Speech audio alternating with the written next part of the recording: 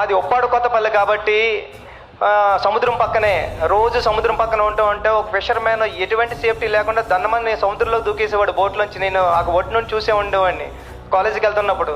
అరే ఈడు నేషనల్కి వెళ్తే ఒలింపిక్స్కి వెళ్తే మెడల్ తెస్తావాడు కదా అని ఫీల్ అయ్యేవాడిని నేను. అంటే ఆట అంటే భారతీయ జీవన విధానంలోనే ఆట ఒక భాగం అని చెప్పాలనుకున్నా. అందుకే గురువు క్యారెక్టర్ పెట్టుకున్నానండి.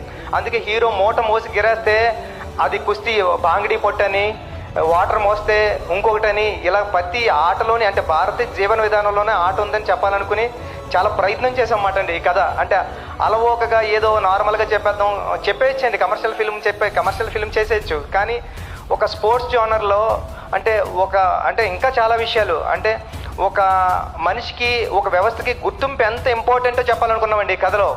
అంటే ఎవరైనా సరే ఒక కుర్రోడు ఏడుస్తూ ఉన్నాడంటే, అప్పుడే పుట్టినాడు క్యారమని ఏడ్చాడంటే నేను పుట్టాను రా, నన్ను గుర్తించండి రా అని ఏడుస్తూ ఉంటాడు ఆ సౌండ్.